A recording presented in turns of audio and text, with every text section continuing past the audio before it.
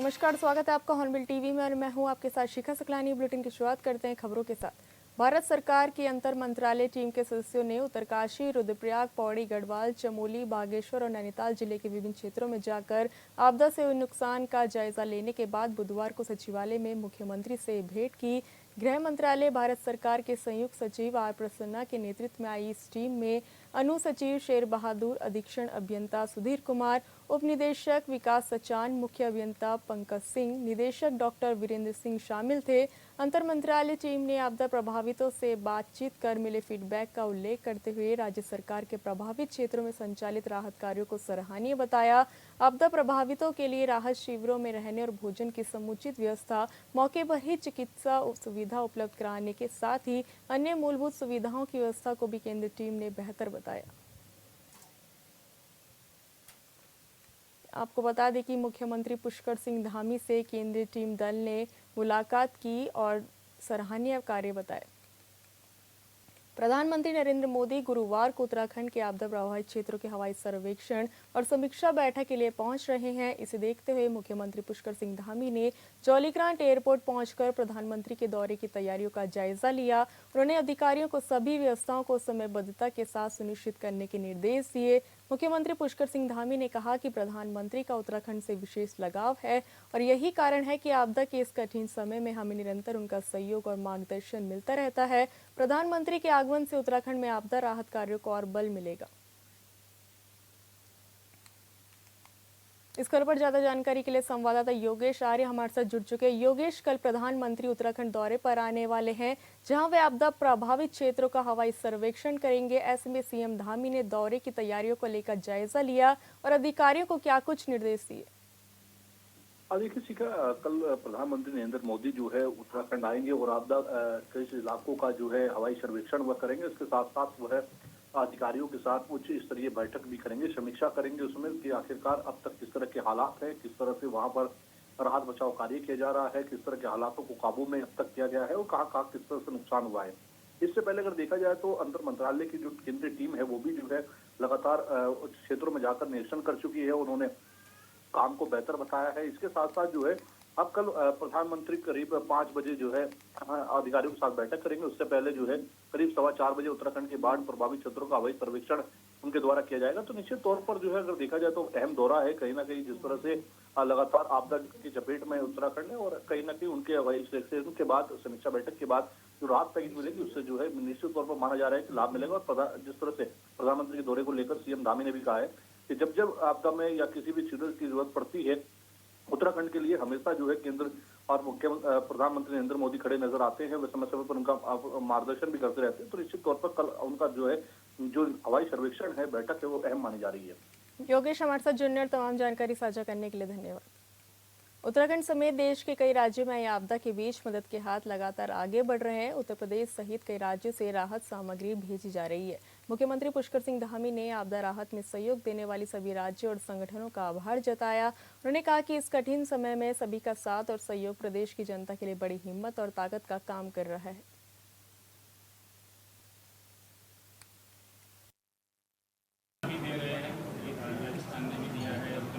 जिन लोगों ने भी आपदा राहत के लिए जो लोग भी आगे आए हैं, सहायता करी है, मैं सभी का हृदय से आभार व्यक्त करता हूं, अपनी तरफ से भी, उत्तराखंड की जनता की तरफ से भी, कि उन लोगों ने ऐसे कठिन समय में वो आगे। मुख्यमंत्री पुष्कर सिंह धामी की अध्यक्षता में कैबिनेट बैठक में 6 प्रस्ताव मंजूर किए गए। उच्च न्यायालय में अधिवक्ता पद सृजित, उधम सिंह नगर में भूमि आवंटन, देहरादून सिटी ट्रांसपोर्ट लिमिटेड का गठन और पर्वतीय जिलों के लिए कुक्कुट आहार सब्सिडी योजना को मंजूरी दी गई है। सरकार के इन फैसलों से प्रदेश के विकास और यातायात सुधार में मदद मिलेगी, साथ ही किसानों को भी लाभ होगा। पशुपालन विभाग के तहत कुक्कुट आहार सब्सिडी योजना को मंजूरी दी गई है। राज्य के 9 पर्वतीय जिलों के लिए योजना को लाया गया है, जिसमें एक किलोग्राम चारा खरीदने पर 10 रुपए की सब्सिडी सरकार देगी। उधम सिंह नगर में 9.918 हेक्टेयर भूमि जिला विकास प्राधिकरण को आवंटित की गई है। माननीय मंत्रिमंडल की आज बैठक हुई, जिसमें कुल 6 मामलों को स्वीकृति प्रदान की गई है, जिसको मैं बिंदुवार आपको बता देता हूँ। महाधिवक्ता कार्यालय माननीय उत्तराखंड उच्च न्यायालय में 2 पदों का सृजन किया गया है। एक वरिष्ठ प्रमुख निजी सचिव और एक आस लिपिक का 2 पदों का सृजन जो महाधिवक्ता कार्यालय है माननीय उत्तराखंड उच्च न्यायालय में उसको स्वीकृति प्रदान की गई है। जनपद ऊधम सिंह नगर में फाजलपुर महरौला में प्राधिकरण ने वहाँ पर ज़मीन की मांग कर रखी थी, उसको आज माननीय मंत्रिमंडल ने 9 हेक्टेयर भूमि वर्तमान सर्किल रेट पर प्राधिकरण को हस्तांतरित की है, जिसमें वो अपना कमर्शियल और जो आवासीय परियोजना है उसको ले आएंगे। जी, एक न्यायिक अकादमी भोपाल में माननीय उच्च न्यायालय उत्तराखंड के सहयोग से जनपद देहरादून में 12 व 13 अप्रैल को उत्तर क्षेत्रीय सम्मेलन का आयोजन किया गया है, जिसमें भुगतान या शिथिलीकरण और छूट माननीय मंत्रिमंडल के द्वारा प्रदान किया गया है। देहरादून शहर में ट्रैफिक व्यवस्था में सुधार हेतु देहरादून सिटी ट्रांसपोर्ट लिमिटेड नाम से एक स्पेशल पर्पज व्हीकल का गठन किया गया है।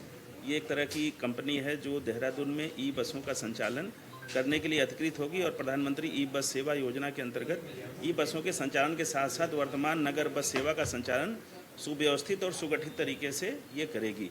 देहरादून सिटी ट्रांसपोर्ट लिमिटेड नामक जो ये फर्म है उसको गठन करने की आज सहमति मानी। प्रधानमंत्री नरेंद्र मोदी के संभावित दौरे को लेकर बीजेपी विधायक विनोद चमोली ने कहा कि आपदा से राज्य को करीब 6,000 करोड़ का नुकसान हुआ है। ऐसे में पीएम का दौरा बेहद अहम साबित होगा। उन्होंने उम्मीद जताई कि राज्य सरकार की ओर से केंद्र से जो क्षतिपूर्ति और मदद मांगी गई है वो और आगे बढ़कर मिलेगी, जिससे प्रदेश को बड़ी राहत मिलेगी।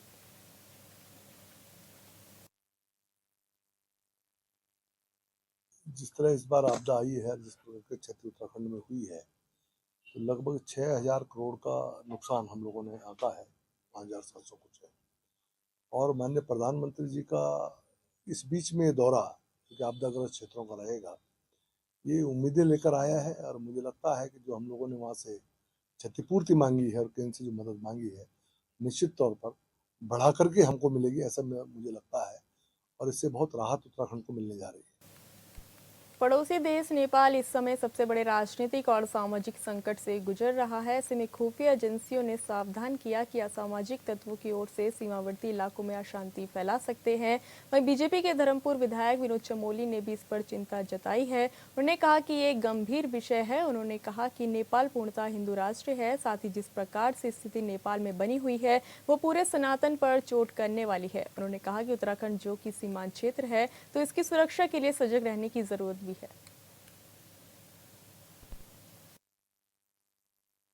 विषय है और मात्र सीमा से जुड़ा हुआ विषय नहीं है। नेपाल एकमात्र ऐसा राष्ट्र है जिसको हम कह सकते हैं पूर्णतः हिंदू राष्ट्र है। और वहाँ जिस तरह की का ये जो अभी दृश्य बना है, उसके कारण जो अस्थिरता नेपाल के अंदर आ रही है वो पूरे सनातन पर चोट करने वाली है भविष्य में आकर। तो उसको देखने की आवश्यकता है। और क्योंकि हम सीमांत क्षेत्र हैं तो निश्चित तौर पर हमको सजग भी रहना पड़ेगा और अपनी सुरक्षा एजेंसियों को अलर्ट भी करना पड़ेगा, और हम लोग कर। मुख्यमंत्री पुष्कर सिंह धामी ने लैंसडाउन में आगामी अक्टूबर में होने वाले शहीद सम्मान यात्रा समारोह के स्थल का स्थलीय निरीक्षण कर अधिकारियों संग तैयारियों की समीक्षा की। प्रदेश भर में अब तक 1,734 अमर बलिदानियों के आंगन की मिट्टी सैन्य धाम लाई जा चुकी है और यात्रा के दूसरे चरण में शेष 71 शहीदों के आंगन से मिट्टी एकत्रित कर सैन्य धाम पहुंचाई जाएगी। सीएम ने कहा कि शहीदों का सम्मान हमारी सर्वोच्च प्राथमिकता है और सरकार पंचम धाम सैन्य धाम का निर्माण कर वीरों की शौर्य गाथा को युगों युग अमर बनाने के संकल्प के साथ आगे बढ़ रही है।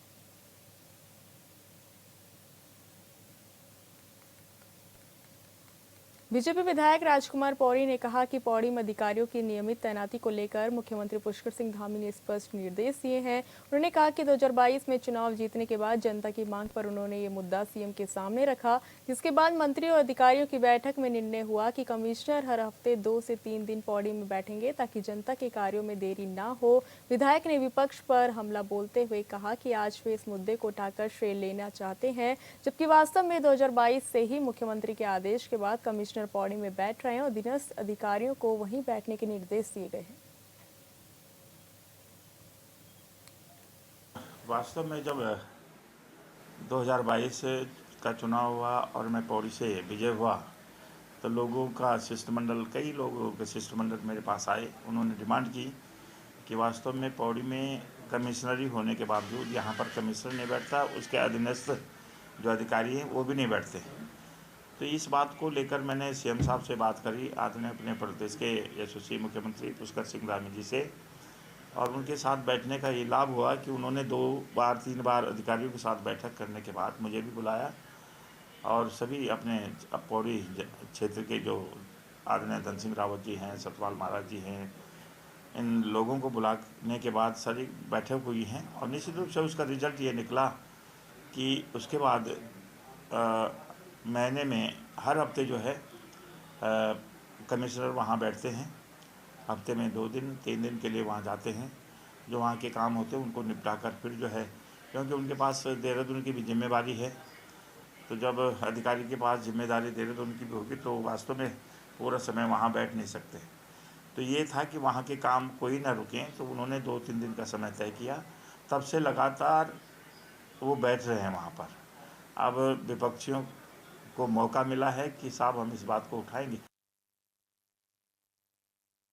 लगातार हो रही आपदाओं को लेकर कांग्रेस ने सरकार की कार्यशैली पर सवाल खड़े किए। प्रदेश कांग्रेस प्रवक्ता प्रतिमा सिंह ने कहा कि वैज्ञानिक संस्थानों की कई रिपोर्टों में पहले ही उत्तराखंड को संवेदनशील जोन बताया गया है, खासकर उत्तरकाशी को। इसके बावजूद सरकार चेतावनियों को नजरअंदाज कर श्रेय लेने की होड़ में विकास कार्यों का नाम बदलकर पेश करती रही। उन्होंने आरोप लगाया कि ऑल वेदर रोड के नाम पर पहाड़ों को असंतुलित तरीके से काटा गया, जिसके चलते बारिश में जगह जगह भूस्खलन हो रहा है।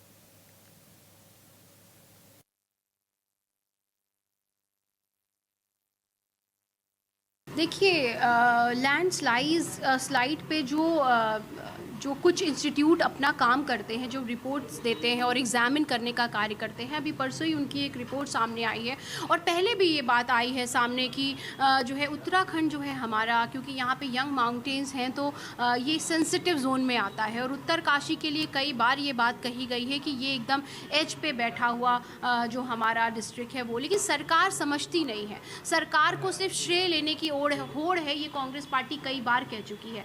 अच्छा खासा जो है 4 धाम यात्रा संपर्क मार्ग सबके समक्ष था, यात्रा भी संपन्न होती थी, कोई दिक्कत नहीं होती थी, लेकिन उसका श्रेय कांग्रेस पार्टी को जाता था। अब भारतीय जनता पार्टी को तो श्रेय कुछ मिला नहीं प्रदेश के विकास का, तो उसका नाम बदल के ऑल वेदर रोड कर दिया। ऑल वेदर रोड के नाम पे 2 इंच इधर 4 इंच उधर जो है एक खोद करके सिर्फ चौड़ा करने के नाम पे जो उन्होंने माउंटेन्स की स्थिति की है कि आज बारिश होती है और उसके बाद तुरंत आप कई जगह पे देखते हैं भूस्खलन होता है। आप दूर क्यों जा रहे हैं, अभी हरिद्वार में देखिए किस तरीके से लैंडस्लाइड हुआ और वो जो रेल ट्रैक पे हुआ है, और ये शुक्र मनाइए कि उस वक्त कोई इंजरी नहीं हुई। तो सरकार को अब इस होड़ से बाहर निकलना चाहिए। पर्यावरणविद जो कह रहे हैं, अन्य संस्थाएं आईटी जैसी कुछ अगर कह रही हैं आपसे, तो आपको उसका पालन करना। उत्तराखंड कांग्रेस ने प्रधानमंत्री से राज्य के लिए 20,000 करोड़ के विशेष राहत पैकेज की मांग की है। प्रदेश कांग्रेस अध्यक्ष करण महारा का कहना है कि राज्य की मौजूदा आपदा को राष्ट्रीय आपदा घोषित किया जाए और प्रभावित हर परिवार को कम से कम 10-10 लाख की तत्काल सहायता मिले। उन्होंने कहा कि अकेले ज्योतिमठ के पुनर्निर्माण में ही 6,000 करोड़ की जरूरत है, जबकि धामी सरकार ने केंद्र से केवल 5,700 करोड़ मांगे हैं। करण महारा ने केंद्र और राज्य सरकार से विशेषज्ञ टीमों की तैनाती कर भविष्य की आपदाओं से निपटने की ठोस रणनीति बनाने की भी मांग की है। देखिए, मैंने पीएम मोदी से मांग की है कि उत्तराखंड को अलग से राहत पैकेज दी जाए, और मैंने पत्र जिस दिन लिखा था उसमें और आज मेरे आंकड़ों में परिवर्तन आया है। मैंने 10,000 करोड़ की मांग की थी, सरकार ने 5700 करोड़ मांगा है। पर मेरा ये मानना है कि अकेले जोशीमठ को, जो पिछले वर्ष की घटना घटी पिछले 2 सालों में, जोशीमठ को ही ठीक करने में 6,000 करोड़ रुपए की आवश्यकता है। उसके अलावा आपने बहुगुणा ग्राम देखा होगा कर्णप्रयाग में, उसमें जो 35 मकान टूटे, उन लोगों को अभी तक भी उसी स्थिति में रखा गया है। गोपेश्वर में जो घटना घटी वो हाल है। नैनीताल में बलिया नाले से लेके तमाम जो है वो दरक रहा है। ऊपर खटिया हो गया, खाती गांव हो गया, भराड़ी हो गया, सौंग हो गया, वहाँ भी आपदा आई हैं, वहाँ का को पैसा नहीं मिला। धारचूला में बहुत जगह ऐसी घटना घटी, वो पैसा नहीं मिला। तो कुल मिला के उत्तराखंड को कम से कम 20,000 करोड़ की आर्थिक सहायता दी जानी चाहिए ताकि हमारे गाँवों को भरा जा सके। उत्तराखंड में पहाड़ से मैदान तक हुई बारिश की मार से आम लोगों और किसानों को भारी नुकसान उठाना पड़ा है। इसी को लेकर मुख्यमंत्री पुष्कर सिंह धामी ने सभी जिलों के जिलाधिकारियों के साथ वीडियो कॉन्फ्रेंसिंग के जरिए बैठक की और आपदा से हुई क्षति का पूरा आंकलन करने के निर्देश दिए। हरिद्वार जिले में भी ग्रामीण क्षेत्रों में बाढ़ से किसानों की फसलें बर्बाद हुई है, जिसको लेकर जिलाधिकारी मयूर दीक्षित ने कहा कि सभी विभागों के सहयोग से नुकसान का ब्यौरा तैयार कर शासन को भेजा जा चुका है और प्रभावितों को राहत पहुंचाने की कार्यवाही शुरू हो गई है। उन्होंने कहा कि आपदा से निपटने और मुआवजे के लिए अतिरिक्त बजट की मांग भी शासन से की गई है।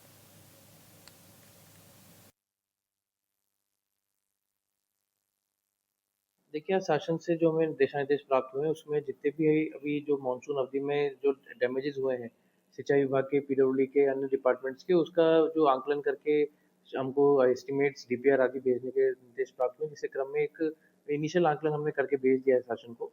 और अब विभिन्न योजनाएं जो क्षतिग्रस्त हुई उनको तत्काल रिपेयर करने के निर्देशों के क्रम में जितनी धनराशि हमारे जनपद में अवेलेबल थी उन सभी को सैंक्शन कर दिया गया है और धनराशि की भी मांग की जा रही है तथा विभागीय स्तर से भी अधिकारियों के द्वारा इसका निरीक्षण करके आगे डिटेल भेजेंगे। Rishikesh bike rental welfare association traffic चालन की प्रक्रिया से परेशान होकर आरटीओ कार्यालय पहुंचे, जहां उन्होंने नारेबाजी करते हुए आरटीओ प्रशासन को ज्ञापन सौंपा।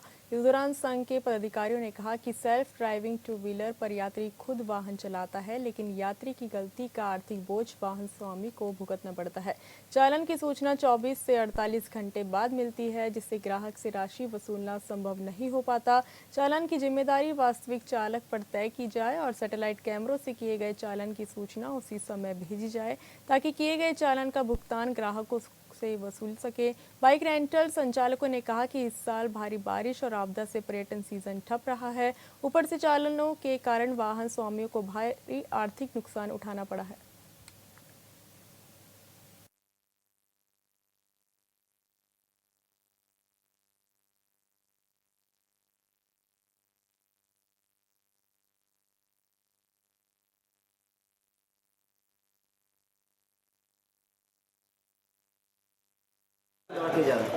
देखिए, आज हमारे यहाँ पर ऋषिकेश में जो टू व्हीलर टैक्सीज चल रही हैं, टू व्हीलर रेंट कैब वाहन स्वामी हैं, उनका एक यूनियन हमसे मिलने आई थी। इन्होंने हमारे सामने मुख्य रूप से दो समस्याएं रखी हैं। इनकी पहली समस्या ये है कि जो रैपिडो पोर्टल है जिससे ऑनलाइन गाड़ियाँ चलाई जा रही हैं, उसमें कई गाड़ियाँ प्राइवेट व्हीकल भी चलाए जा रहे हैं, जबकि नियमानुसार उस पोर्टल पर केवल जो कमर्शियल गाड़ियां हैं, ठेका गाड़ी, जो टैक्सी गाड़ी है, वही चलाई जा सकती है। हाँ, नमस्कार आप सभी को। पहले ये ज्ञापन इस संदर्भ में दिया है कि हमारी कुछ समस्याएं हैं जो ना परिवहन विभाग और ना पुलिस के द्वारा हैं कि हमारे जो है ऑनलाइन चालान की समस्या से हम लोग काफ़ी ग्रस्त हैं। जैसे अभी क्या है, कुछ जगहों पर कैमरे के चालान हो रहे हैं, कैमरे लगे हुए हैं एक दो जगह पे, उन पे ना चालान हो रहे हैं हमारी गाड़ियों के, और बहुत ना महंगे चालान है, 2000 और 5000। हम लोग जो रेंट पे जो गाड़ियां देते हैं वो 300 से 400 रुपये के रेट है, और वो यहाँ के ना सुबह ले जाके शाम को वापसी जब हमें ना गाड़ी मिलती है तो उसके हमें 12 घंटे बाद पता चलता है कि हमारी गाड़ी का चालान हुआ है। आज ऋषिकेश आरटीओ साहब के पास आए थे चालान की समस्याओं को लेकर, क्योंकि ऑनलाइन चालानों से हमको ज़्यादा दिक्कत हो रही है। हमने आरटीओ साहब से एक छोटी सी डिमांड की है कि जो भी ऑनलाइन चालान हो रहे हैं उनके एसएमएस हमको तत्काल प्रभाव से हमारे मोबाइलों पे आने चाहिए, जिस प्रकार से कि नॉर्मल चालान के आते हैं, क्योंकि ऑनलाइन चालान वाले का जो मैसेज है वो 24 से 48 घंटे बाद आ रहा है, तब तक कस्टमर गाड़ी सबमिट करके चला जाता है। और ऋषिकेश क्षेत्र में प्राइवेट गाड़ियों का चलन फिर दोबारा से बहुत ज़्यादा बढ़ गया है। हमने अपनी संस्था के माध्यम से भी आरटीओ साहब को ज्ञापन अब भी दिया है, पहले भी दिया था। भू बैकुंठ नगरी बद्रीनाथ धाम में इन दिनों श्राद्ध पक्ष के चलते तीर्थयात्रियों की आमद बढ़ने लगी है। इसी को देखते हुए बद्रीनाथ धाम में फोटोग्राफी के जरिए स्वरोजगार करने वाले नव युवकों समेत प्रसाद माला बेचने वाले ज्योतिमठ क्षेत्र के युवाओं ने सामूहिक रूप से फोटोग्राफी एसोसिएशन बद्रीनाथ के बैनर तले भगवान बद्री विशाल के मंदिर प्रांगण परिसर समेत सिंह द्वार की सीढ़ियों पर स्वच्छता अभियान चलाया। युवा फोटोग्राफर और पूर्व बीडीसी की माणा मुकेश नेगी ने कहा कि सभी फोटोग्राफर यूनियन बद्रीनाथ से जुड़े युवाओं ने आपस में चंदा एकत्रित करते हुए बद्रीनाथ धाम के मंदिर प्रांगण का रंग रोगन किया है और सिंह द्वार के बाहर के पूरे मंदिर परिसर की साफ सफाई की।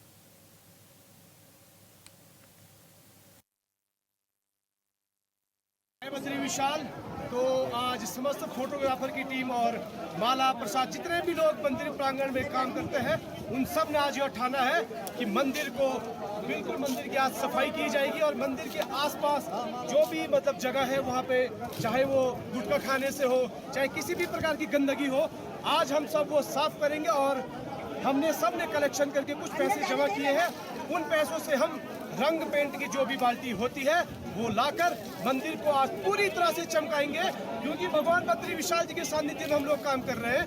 ये हमारा हक है, ये हमारा हक है कि हम बद्री विशाल जी को, बद्रीनाथ के मंदिर को स्वच्छ रखें, सुरक्षित रखें और जितना हो सके जितने दूर से हो सके चमकाने की कोशिश करेंगे। आज हमारा हमने यह सब सोचा है, तो आप सभी लोग हमारा साथ दीजिए इसमें। जय बद्री विशाल और भगवान बद्री विशाल की जय। बद्री विशाल इस तरह से आज और कई दिन मानूंगा मैं पूरा पक्ष के दूसरा दिन है और आज मैं अपने फोटोग्राफर के जितने भी नौजवान भाई हैं उनको धन्यवाद देना चाहता हूँ कि आप लोगों ने जो सहयोग दिया इससे हम जीवन में नवाज रहेंगे। इस तरह से सफाई का एक महत्व है। मेरा ये कहना है कि हर बार पहले 2 महीने में नहीं तो हर पर मतलब सफाई होनी चाहिए। और बाहर से आने वाले श्रद्धालुओं को मैं बोलना चाहूँगा कि आप उसका धूम्रपान जो भी है उसका सेवन न करें और खास करके तीर्थ स्थल पर, क्योंकि देखिए आप हर दीवारों पर गुटके का जो निशान है वो पड़ा हुआ है। इसलिए आज हमने क्या किया कि लोगों ने जो सहयोग दिया उससे आज हम रनिंग मंडिंग का जितना चल रहा है मैं सब उन्होंने भाई को धन्यवाद देना चाहता हूँ और ऐसे ही सहयोग बनाए रखें। और ज़्यादा क्या बोलूँ, मैं हर बार बोलता रहता हूँ इसके माध्यम से मैं चलाता रहता हूँ। सफाई अभियान जरूरी है, सफाई में सब कुछ है, सफाई है सब कुछ है।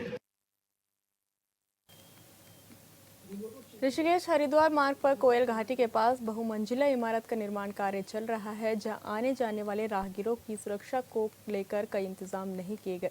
इसका खामियाजा स्थानीयों को भुगतना पड़ रहा है। सीसीटीवी फुटेज के मुताबिक बीते रोज सुबह के 10 बजे निर्माणाधीन बिल्डिंग में तीसरे लेंटर पर काम चल रहा था। इस दौरान निर्माणाधीन इमारत में कार्य कर रहे व्यक्ति के ऊपर तीसरे मंजिल से रेत ईंट ले जाने वाली ट्रॉली टूटकर नीचे गिर गई, जिससे वो गंभीर रूप से घायल हो गया। आनंद फानन में उसे हार्ट सेंटर में भर्ती कराया गया। घायल के परिजनों ने निर्माणकर्ता के खिलाफ कार्रवाई की मांग की।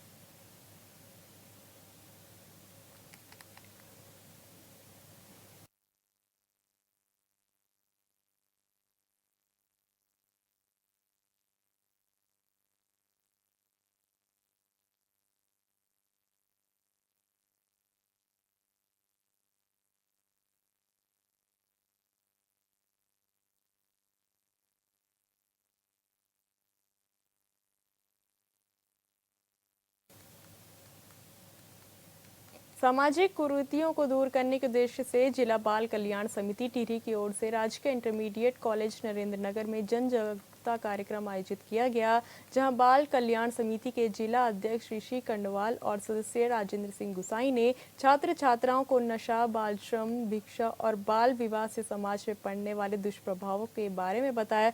इन दुष्परिणामों से कैसे बचा जाए, इसके लिए रोकथाम के बारे में जागरूक किया।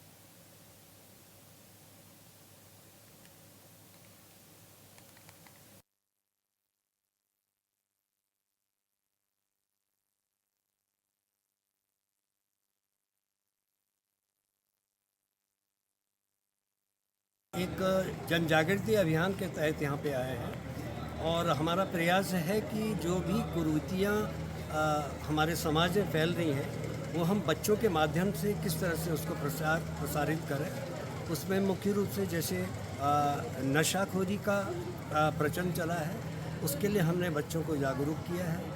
एक भिक्षावृत्ति की जो प्रवृत्ति देखने को मिलती है उसको कैसे रोका जाए, उसमें हम लोगों ने बच्चों के बीच में चर्चा की है। फिलहाल इस बुलेटिन में इतना ही। आप देखते रहिए हॉर्नबिल टीवी। नमस्कार।